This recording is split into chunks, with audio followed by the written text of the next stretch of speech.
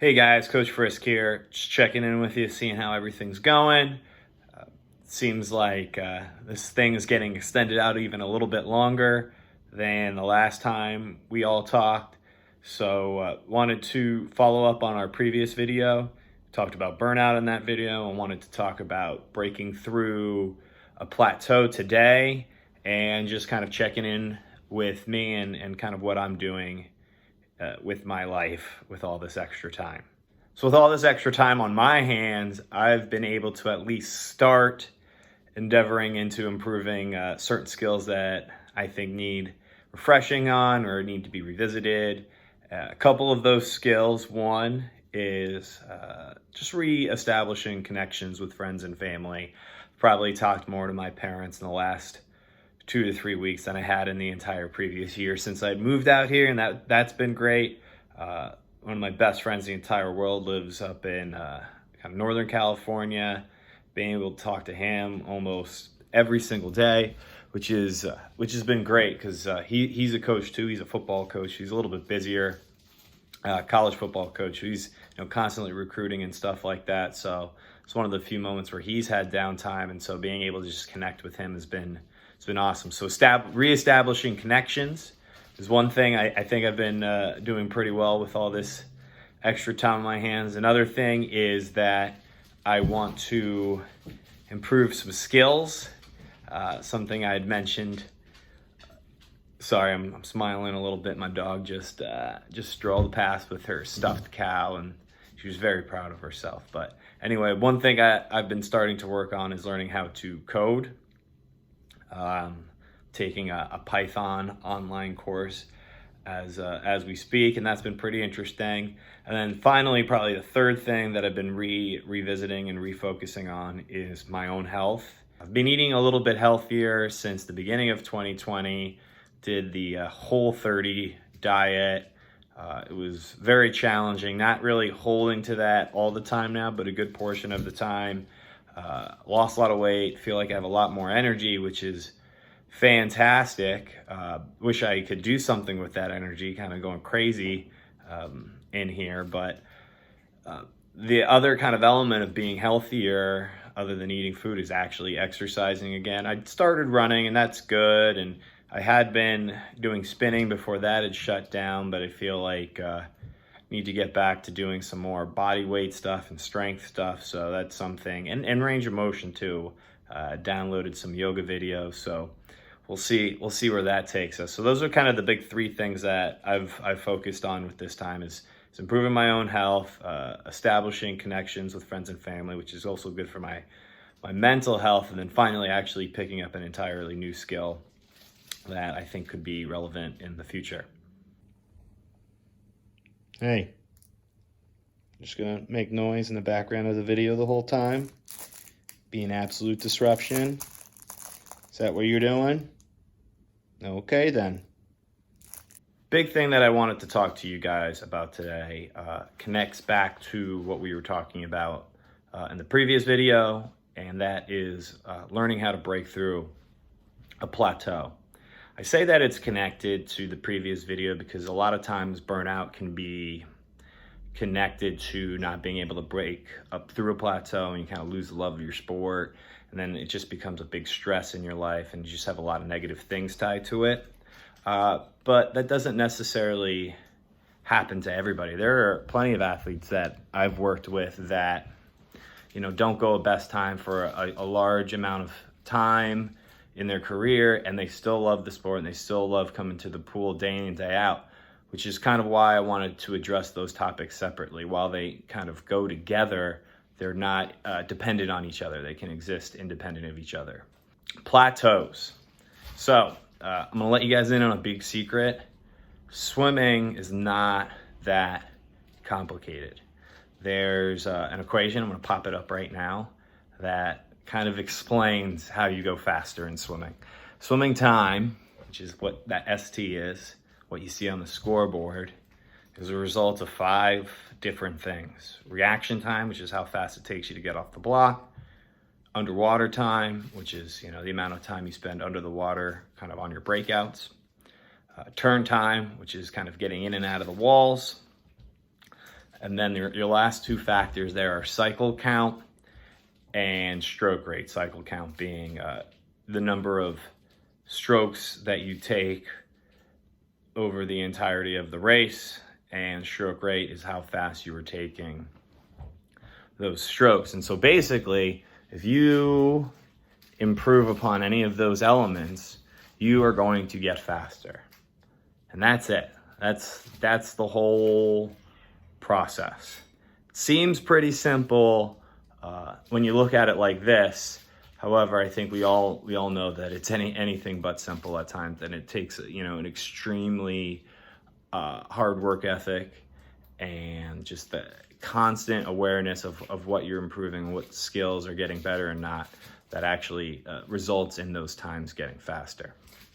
But let's say that you haven't gone a best time in a while. What's something that you can kind of do in order to kind of see that breakthrough travel through?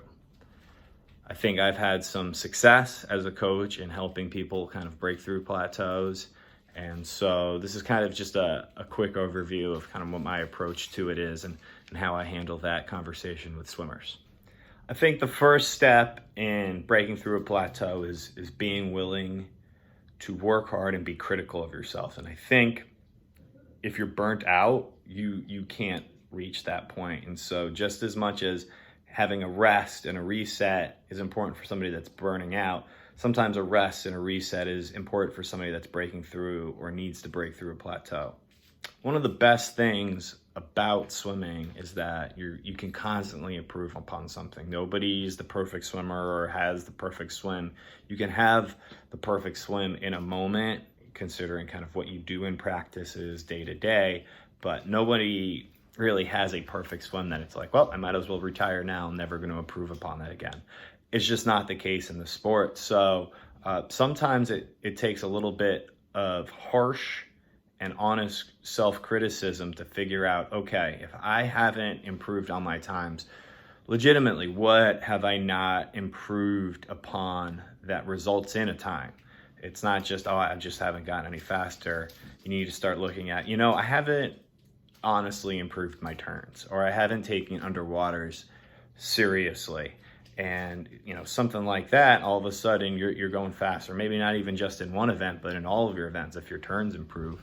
So being able to be an honest critic of yourself and figure out where you need to improve or where you can improve is the first step in breaking through that plateau.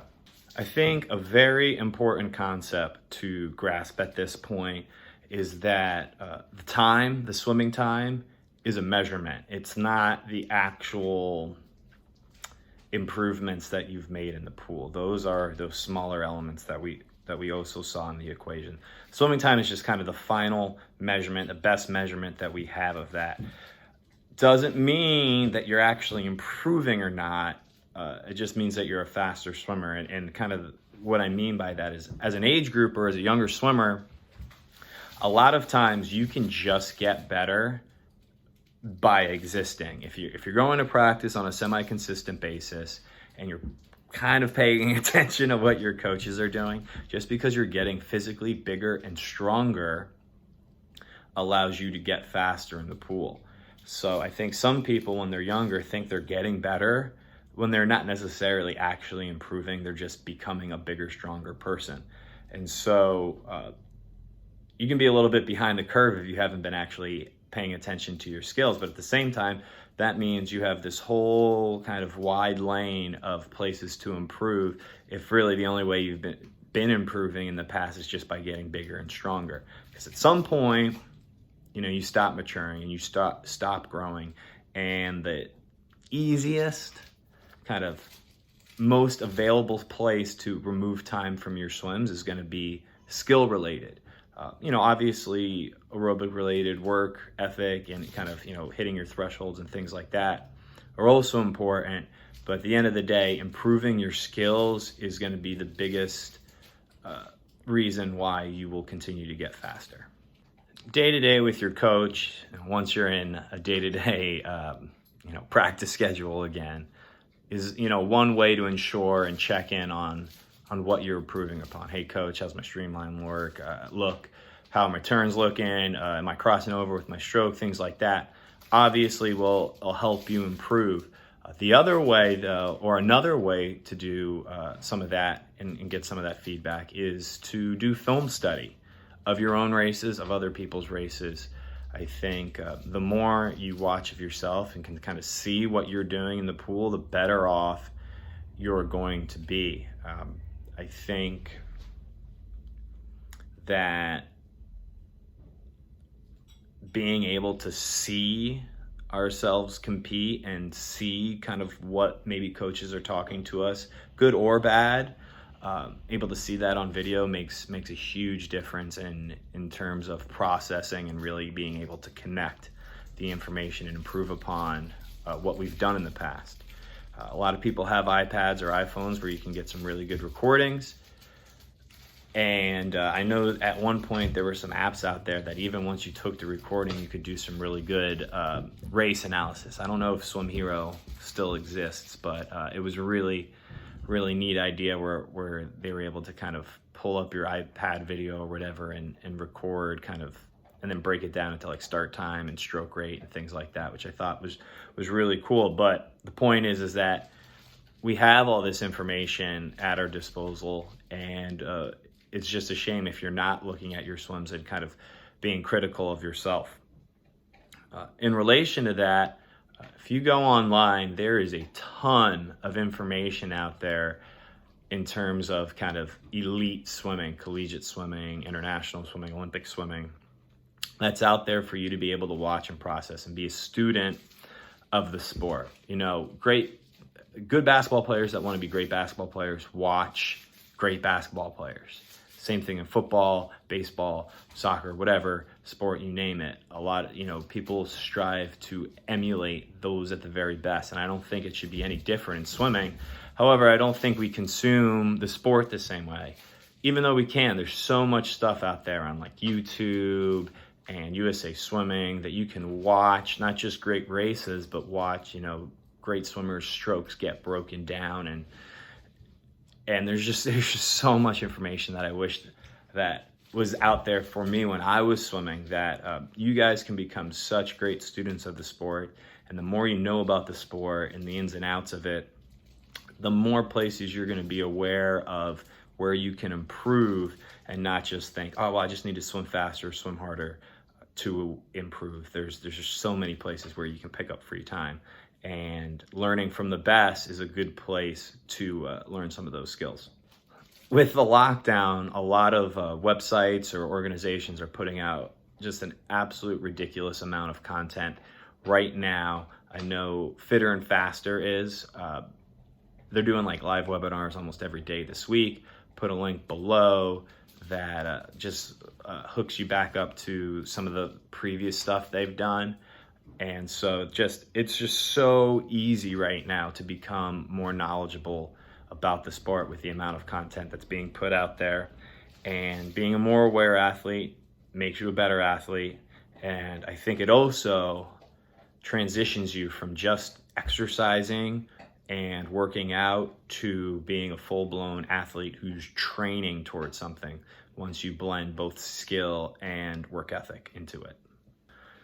The last big chunk regarding kind of reframing everything to break through a plateau is kind of how you view both progress within a season, progress overall through a season. And what I mean by that is, as you get older, you should start looking at seasons in your swimming career as year over year rather than more in a straight line.